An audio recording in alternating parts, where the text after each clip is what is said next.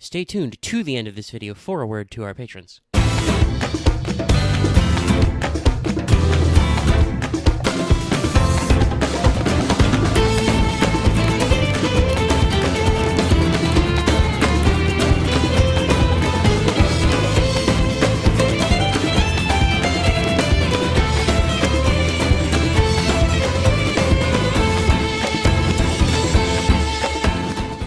Hello everyone and welcome back to Let's Take FGO Wanted, the show where we let you know if you want to roll that 5-star. Hope everybody's ready for a pulp adventure today. We're going to check out a new 5-star SSR. Foreigner today, the plumed serpent Kukulcan. So, if you've never watched a Wanted before, which would be interesting considering I've been posting them so frequently lately, as we do around the turn of the new year. But if you haven't, we're going to break down a character's real-life history, their lore in the Fate series, their mechanics, and other stuff you might care about, like mats. So stay tuned for all that and more! I will say at the top, we're going to avoid any major spoilers during Wanted. Obviously, you know, the Lost Belt just came out, and while some of you are done already, also some of you are not, because there is a little bit of legwork to do, and there's a lot of reading. So there may still be some incidental spoilers for Lost Belt 7. I'm not done with the Lost Belt as of the time the script got written, so be kind to your fellow viewers and readers, and no spoilers in the comments. I will delete them. So, beginning at history, Kukulcan, which I'm fairly certain you can anglicize with either a K or a C, is a deity of the Yucatec Maya. Their name is usually translated literally as either Feathered Serpent or Amazing Serpent. Linguistically, this is pretty closely related to the Quiche Mayan deity of Cucumats, or Gucumats, and the Aztec Quetzalcoatl. The mythology of the Feathered Serpent is pretty old. It predates even the Maya culture to depictions in the Olmec culture, the Olmecs being from around 1400 to 400 BCE, and the city of Teotihuacan, the ruins of which are near Mexico City, though not in the exact same spot, but that is where the Aztec capital was built, and then they built Mexico City on top of that. But they had a feathered serpent among their pantheon, which scholars refer to as an avian serpent, because the language of the Teotihuacan people is not firmly translated. So we have depictions, and we have some rough ideas. But among the Maya, Kukulcan was a very popular deity. The worship seems to have transcended cultural boundaries. Obviously, a very big spot for Kukulcan worship was Chichen Itza, which was the capital of the Itza culture, that being a state of the Mayan people, the Yucatec Maya. But it spread as far south as other Mayan groups in modern Guatemala and Belize and other places as well. And obviously, you know, you can take from what you will that the Aztecs have their own feathered serpent god who does some similar things. There is also a little bit of confusion in sources, similar to some cases with Quetzalcoatl. There appears to have been a historical ruler some period during the Mayan history who took on the name Kukulcan. This caused later Mayan authors to conflate the two, but the earliest sources to Kukulcan don't speak of Kukulcan as being a real person yet. So our oldest sources in Mayan history talk about, you know, the deity, and then later it's like, oh, well, there was a king who was named Kukulcan. As you can see is the bed image. Kukulcan is a big old pyramid at Chichen Itza. It is currently known as El Castillo, literally the castle. A remarkable feat of engineering. It's located on top of one cenote, a underground water reserve, and there are 4 more cenotes in each cardinal direction, which obviously the faces of the pyramid are pointed at. And at the equinoxes, the spring and autumn ones, the shadows create the outline of a feathered serpent on the steps, which should be visible in this image you're looking at as my normalized bed image. Which again, crazy amount of astrological precision there. And it is widely believed, take this with a grain of salt as always, humans are capable of some pretty amazing things, but this, to me, this does kind of sound like just one of those things that we say. But supposedly, the echoes off the pyramid when humans, you know, clap or stomp their feet, it rebounds in such a way as to sound like the Quetzal bird. So, if true, that is kind of, you know, intentional, but could just be people hearing what they want to hear. The shadow with the feathered serpent on the equinox, though, thing is very real. There is a doctrinal difference between Kukulcan and Quetzalcoatl. Kukulcan is associated not just with sacrifice, but with human sacrifices, blood on the altars. There's a sacrificial chamber within El Castillo, which includes a very exotic and interesting red jaguar throne, and there are some human bones worked in the chamber as well. Obviously, to reference most recently the Tezcatlipoca video, there we talked about how Quetzalcoatl, as the white Tezcatlipoca, only took snakes, birds, and butterflies as sacrifice, not human beings. So, there's some cultural drift there. Now, originally, Kukulcan may have been a depiction of the concept of the vision serpent. This is a recurring motif of renewal, rebirth, and celestial motions. It is associated with visions during bloodletting rituals, which was a thing certain periods of the Mayan culture did, and the vision serpent was supposed to serve as a messenger of the gods, though, again, from my reading, the concept of there being a dedicated vision serpent with, capital letters is a little loosey-goosey, so that could have been, that's, like a later interpretation that's not 100% in line with what was historically accurate. But by the time the Kukulcan sect started among the Itza, Kukulcan was standing as a deity on his own. He was a guardian of the air and the winds and a bringer of rain. Kukulcan was said to be a close companion of the Mayan rain god Chac, deity of thunder and lightning, closely related to the Aztec deity Tlaloc. Kuku, as a feathered serpent, travels before Chac and points where rains are going to go by sweeping his tail and causing winds to come. So, wind and rain have a very closely related aspect here. And also, funnily enough, listen to this one. Chac is so important to the Mayans that sometimes there are 4 of him, 1 for each cardinal direction, and he may be closely associated with the Mayan god Cahuil, a lightning and creator god with a serpent for a foot and a knife in his forehead. Again, if you want to know more about that one, check out the Tezcatlipoca one. We have a couple, loose popular myths about Kukulcan. One that is fairly popular is that Kukulcan was born to a human family. There was a boy who was born as a snake. His sister takes him to a nearby cave and cares for him, even though it becomes very obvious shortly that he is indeed the feathered serpent. Eventually, he is too big for her to feed anymore, so he flies out of his cave into the sea. This causes an earthquake, and it is said that Kukulcan lets his sister know he's still alive by causing earthquakes, usually around the summertime. This obviously seems to imply that the locals would know what Kukulcan the feathered serpent is and have seen him before. He just happens to have been born as a boy who was also a snake. Anyway, to the modern Lancadon Maya people who live in the Chiapas region of Mexico now, the feathered serpent Kukulcan is said to be a fearsome monster, pet of the sun god, and, importantly, I think, especially for stuff that happens in Fate, the translation that referenced this story from, I tracked it down, it's supposed to be in Reed and Gonzalez's Handbook of Mesoamerican Mythology, printed in the year 2000, but the translation of that, or the telling of that story, referred to the monster Kukulcan as feminine, so keep that one in mind. Anyway, the monstrous Kukulcan destroys most of the world, makes a trip between life and death, and on this trip meets a human boy who shares food with her. She returns to the living world to found her own nation. So this is probably a story that the FGO writers have heard of.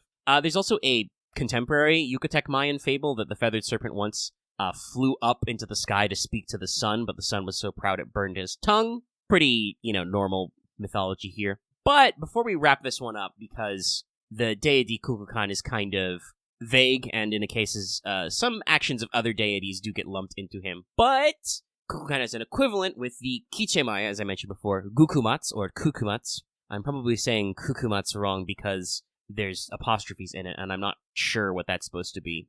Is that like a full stop? Anyway, Gukumats is a feathered serpent god, the deity of the wind and the rain, to the Quiche Maya people who live currently in what is now Guatemala. And their mythology is one of the recorded versions of Mayan mythology we have. They put it in the text known as the Popol Vuh, which is, a big creation of the world type myth, encourages all this stuff. Now, in that text, Gukumats is chilling in the primordial ocean with a god known only as Tepu, the sovereign, which is a title which is sometimes applied later to Gukumats, and they decide to create everything. They raise land, they create plants, they create animals. Animals can't worship them properly, so they eventually create man, though their first couple attempts at creating men out of mud and wood and the like are destroyed by the wind god Huracan, whose name is the origin of the word hurricane. Again, please go watch the Tezcatlipoca one. But ultimately, the material that Kukumats and Tepu decide to make humans from is maize, corn. Also, based on some, mythological research here, Gukumats may once have been the same deity as Tohil, the Quiche Mayan sun god, but they did eventually diverge. But that means they may have a common origin point. Anyway, very interesting stuff. If you want to check out more on the Quetzalcoatl side, I have a do now. It's very ancient, but there was a wanted on Quetzalcoatl the Servant. several years ago, so you can get out there. But on its own, Kukulcan is fairly popular in culture as well. There is an episode of Star Trek the Animated Series called How Sharper Than a Serpent's Tooth, which features an alien that is a feathered serpent that wants to be worshipped like Kukulcan. Cuckoo is a character in the MOBA Smite, etc., etc. So, there's still some remembrance out there. There's also a genus of crevice weaver spiders known as Kukulcania. So, moving on to Fate lore. Obviously, like I said, going to avoid in-depth spoilers if you haven't finished the Lost Belt, but you want to still roll. I know some of you are very particular about your rolling habits. We have a lot of superstitions in this game, and some of you may be waiting to do the Lost Belt until you roll Cuckoo. So, we won't preface too much spoiler here. Like I said, there may be some incidentals about the structure of the Lost Belt, but there's a lot of stuff going on in Lost Belt 7, so believe you me, we're not hitting everything. But obviously, as a foreigner, the Kukulcan we meet and can summon is a Lost Belt servant. They are from an alternate history that time forgot, and in fact, she is ranked as the Lost Belt King. The exact definition of Lost Belt King gets a little loosey-goosey, but they are supposed to be a central figure who is the core or heart of the Lost Belt, and they can assert some form of authority over it. They are usually the strongest being in the Lost Belt, and definitely they are supposed to have helped shape a lot of its, what the game calls fantasy, the alternative history type stuff. So, in proper human history, Fate just goes straight through, it does this with a lot of syncretic deities. We're asserting Kukulcan is the exact same deity as Gukumatsu and Quetzalcoatl, just interpreted through different cultures and mythological systems. And indeed, since the time of Quetzalcoatl's appearance in the Babylonian Singularity and the follow-up, it has been mentioned and followed up on that the Mesoamerican deities are existences similar to the Velber, which is the origin of Altera, and the Olympian machine gods, in that they come from off this world. They are not original inhabitants, but they, came here and were such an out-of-existence creation that they were worshipped as deities. So they are not, like, divine spirits in the sense that they come from the land. They are divine spirits because they came from outside and are worshipped by humans. And it specifically said that their original selves are the divine filaments, which are a microorganism which is described roughly interchangeably like a bacteria, plant, or fungi. And they arrived in our timeline on the Chicxulub meteor, which struck the Earth roughly 66 million years ago. So these divine filaments would eventually influence human hosts, causing them to be more powerful, to be worshipped as deities.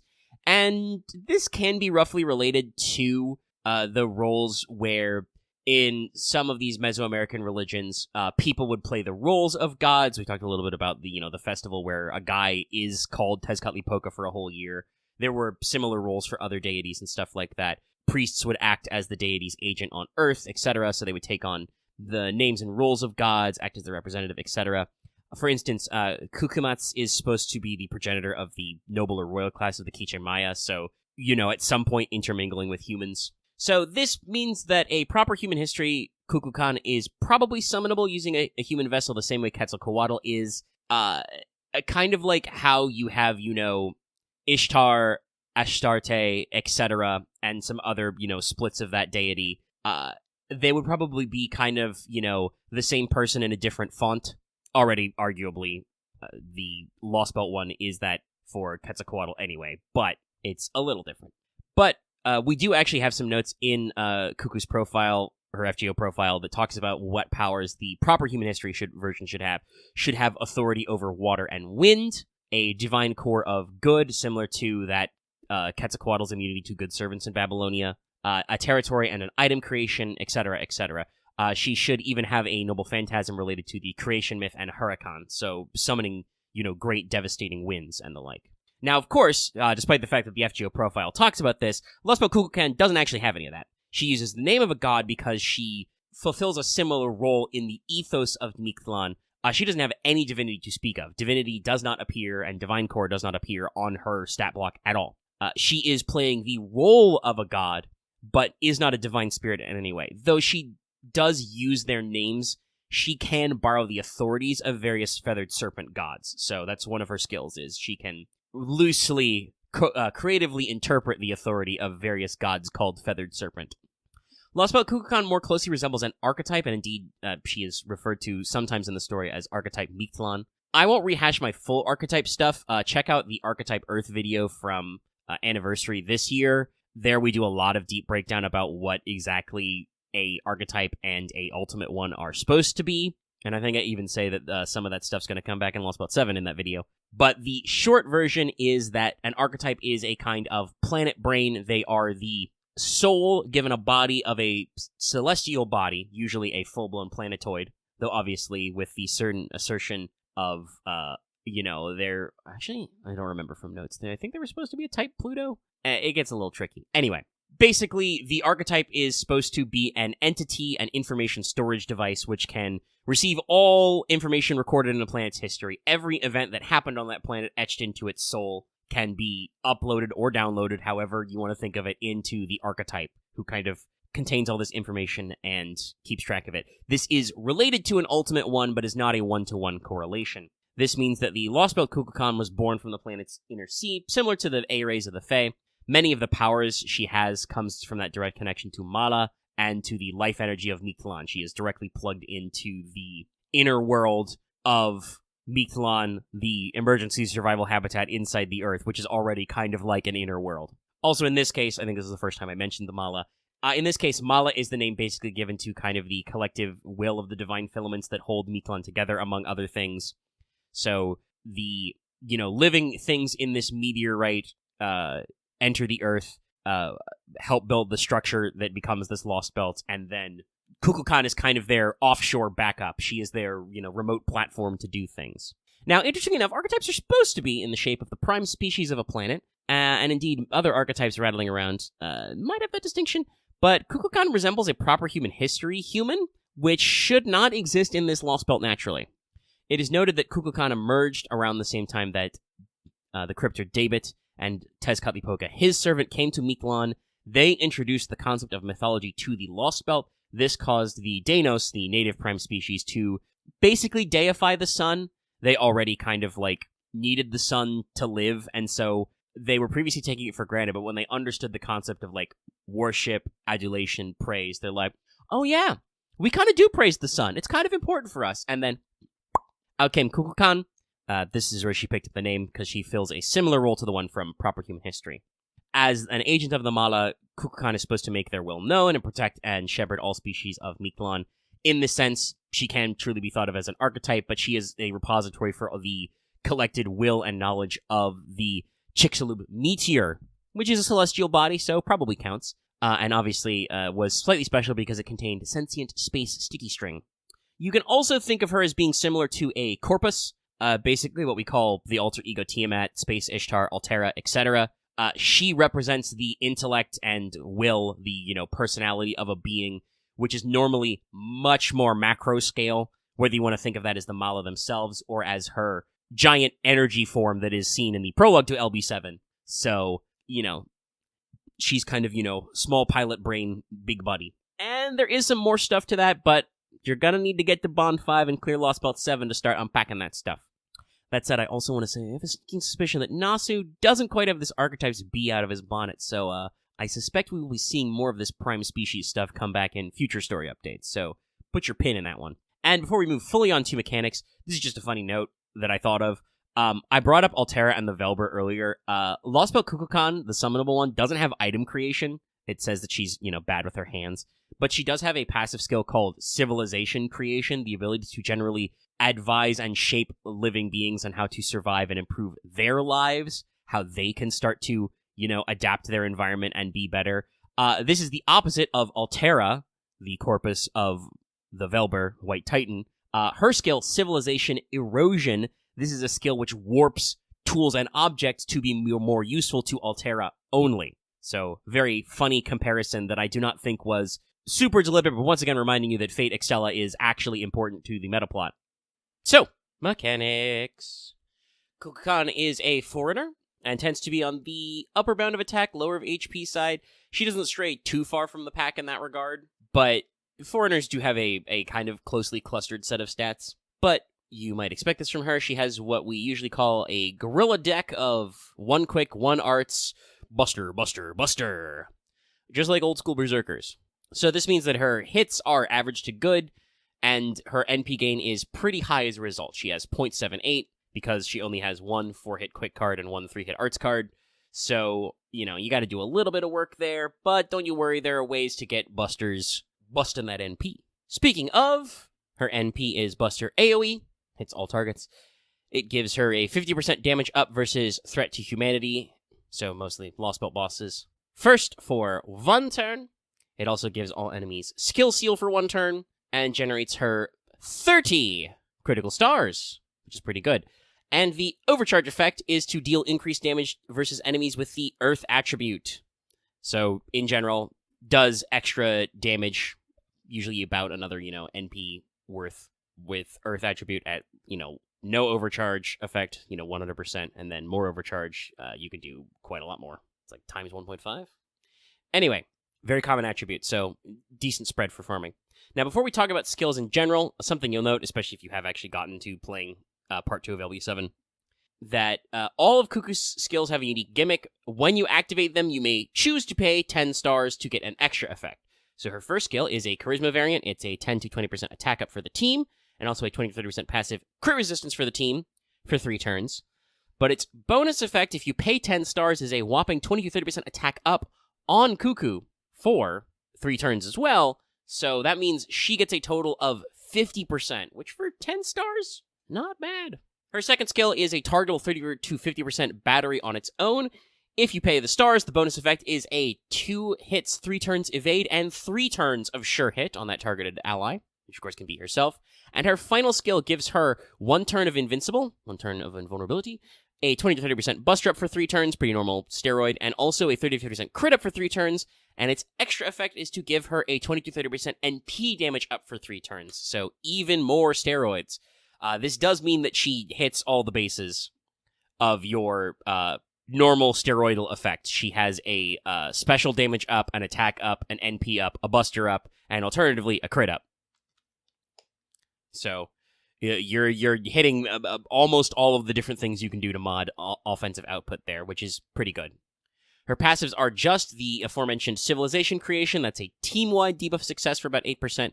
And she has a unique mystery passive. You should get used to these from Lost Belts by now. It has 3 core effects. 1, all Invincibles, invulnerabilities, placed upon Kukulcan become anti-purge defense. Castoria's special can't be pierced defense.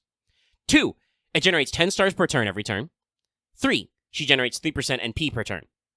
So if you're staying in a fight, she can usually start refunding all of your skill usage, and also she passively generates NP like an Avenger to help compensate for the fact that, she's not getting out there.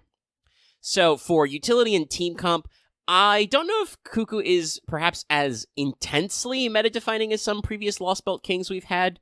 When he came out, Ivan was considered insanely unprecedented. Like, his skill numbers were absolutely next level, even if he's not considered that high quality now. Scotty was, and in many cases, for, depending on your own team comp, still is meta-defining. Arjuna Alter and Morgan were both, and are both, still top-level damage output berserkers. Arjuna Alter was one of the craziest damage outputters of all time until we got to, I think it was Summer Ibuki. And Shin Wong is well known for his amazing solo potential. He's phenomenal in quite a few different situations. So I don't think Kukulcan's really making any new meta moves, but she's still very strong. Her skills have pretty decent abilities on their own. She has the, normal, functional, high-quality team and self-buffs you would expect out of a Servant, and even if it didn't do anything else, a targetable 50% battery is pretty good. But then also, if you have the chance to spend stars, you get some very strong numbers. Like I said, 50% attack up for 3 turns on self, very high quality. The actual number of the NP damage up isn't crazy, but the fact that you can tack that on top of your other stuff, pretty good. She has double hard defenses, and a, 3-turn sure hit can be very useful as well for some situations. So the numbers can enhance, but you got to be generating those stars to get them. And I want to say, since foreigners are usually used to offset berserkers, that's kind of where they first found their niche, though obviously you can use them to bully fellow foreigners beat foreigners, and also do extra damage versus pretenders. This damage output combined with multiple hard defenses is pretty good. You have resistance versus berserkers and can do bonus damage there, so that's usually a pretty solid one. And, pretenders and foreigner bosses themselves are a little out there, though obviously with using a foreigner against a foreigner is like using berserkers as a damage dealer. You got to watch yourself. But again, that's where the double hard defenses come in. And she has a soft defense in that crit resist as well. And also, her NP is, the math doesn't work this way, but it's basically 2 separate damage bonuses. You have a trait focused and also an attribute damage. The damage is multiplied when targeting an attribute. So, again, offense still very good. She's probably the best in slot foreigner, which is funny considering we have truly returned to Monkey with this. But, like I said, the underlying stats of a lot of foreigners are simple, and a lot of the other foreigners have unique utility. I think Kukulcan is probably the first foreigner that is just like, no, you don't understand. We're simply just doing big numby. But also, like I said before, Kuku's a team player. The whole team gets a better debuff chance, which can be very useful when fighting certain enemies. Her charisma also offers a crit defense, like I said. Her 50% battery is targetable and can come with a 2-hit, 3-turn evade. So if you're facing a boss at the end of having her smack some waves of ads, she still contributes to the team. Even if she's just standing around doing nothing but looking pretty, she generates 10 stars per turn passively. So there's definitely a lot of utility in various team comps and strategies here. If you're synergizing, I would say Kuku seems primed for the Koyanskaya reloading style of Buster comps. You know, not truly looping your NP, but resetting it so you can fire batteries to shoot again. Her battery has 6 turn on the cooldown, which is pretty primo for that reset. I believe you... probably to make it work consistently for a 3-turn reload, need it to, what's the word I'm looking for? Gosh, I've forgotten. Atlas Institute, there we go. I forgot the name of the Mystic Code for a second. Sorry, I should have wrote it in the script. Meh. Anyway, Kukulcan also has plenty of Buster cards to benefits from Koyanskaya's other buffs. And she won't say no to that more damage versus the human trait or the man attribute. That just makes her bonus damage hit broader. Koyan even generates the 20 stars that Kuku needs to get a couple of her skills rolling. And if you want to wombo combo Koyan of Dark in there as a fellow foreigner, she's even technically non-hominidae, but she does not have the animal trait, so it's not a perfect overlap. But it does mean if you're running an Oops All Foreigner team, you have a little bit of synergy there. Otherwise, in general, you're going to want to supply her with Buster-focused servants who offer batteries, depending on your composition of skills. Even Old School Merlin can be a good fit. His invul will turn to a purge defense on Kuku, and he does supply her with, Buster up and more critical damage follow-up. And like I said, she's on the higher attack side out of Foreigner, though her HP isn't awful, so max HP up is not bad. I would say, in this case, if you're trying to tech in a Merlin, what you want to do is probably spend some app and skills, but that's some advanced level math. And obviously, the other thing is we have to acknowledge that, the Oberon strat exists. Oberon can give you even more NP battery. You want a wombo combo, and obviously he can finish that off with a huge NP damage increase and Buster up effect, but that usually has to be saved for your last wave. Otherwise, Kukulcan takes a nap forever. Oops. But that strat of the Oberon Mega Charge, does work out for certain enemy comps. Like if you're facing a boss wave after doing some ad reloads, you can just go like, okay, I will now hit like a single target Noble Phantasm. Get fucked. I'm also pretty sure, just to remind everybody talking about wombo combos, if you want to do the Oberon style strat, I believe you need to have something that can order change. I don't have Oberon, so I haven't experimented with any of the math myself. Pray for me. But yeah, keep that in mind. Oh, actually, I do say that note later.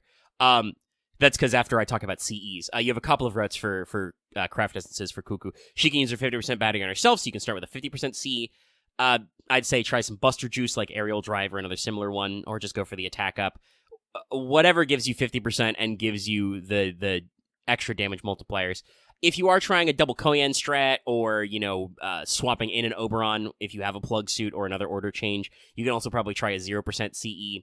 But you are going to probably need more than 2 battery of fires to get all the way up there. And like I said, may also require some app and skill expenditures. Now, if you want to talk about mats, Kuku is an extra class, so she takes a ramshackle slapdash of mats to ascend. Pretty simple stuff, but she is going to need 10 Solar Hide for that. That is a brand new mat. And skills, similarly, she just needs a random bunch of nonsense. The numbers shouldn't be too bad. She still needs a decent amount of bronze mats, so keep that in mind. But it ends, of course, with 15 Solar Hide per skill, so you will need a decent amount of that to get her all maxed out.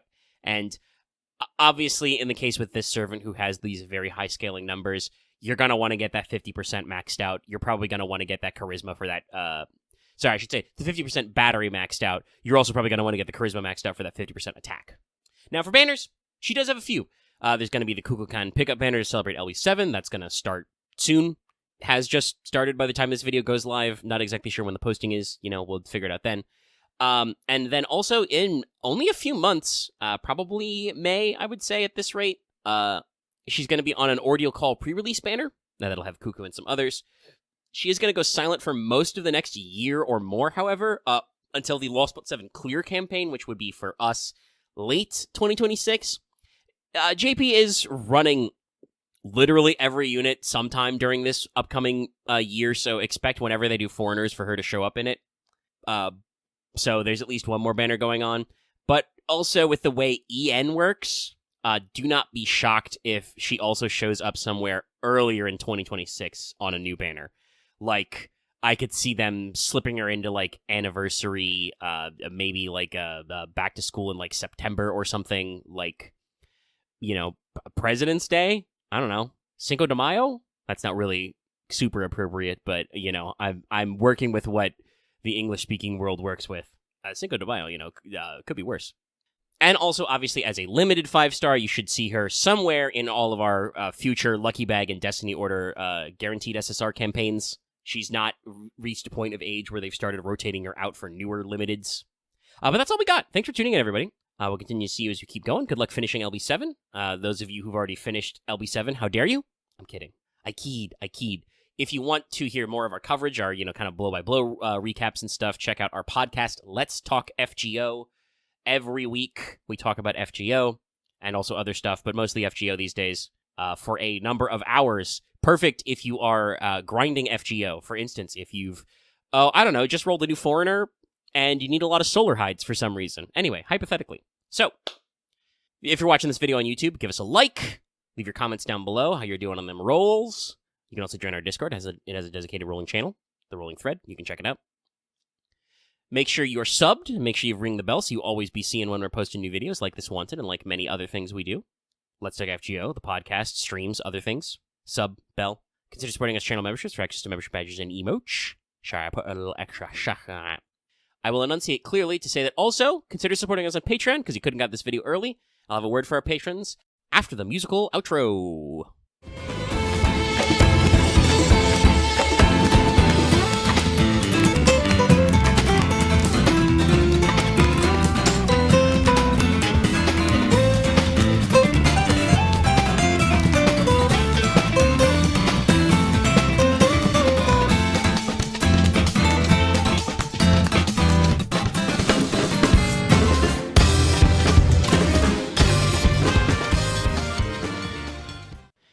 And before we end the video, I would like to give a shout out to all of our patrons, but especially to Adam DeHart, Blacksto G, Call Me Zed, Carlos, Dragon, JDV9000, Chris Starlight, Legendary Boss Hunter, Rise of Kenji, Rogue Robin, Charvor, Some Guy Named Bod, and Varian the Crow. If you like what we do, wants to do more, could just put it on Patreon.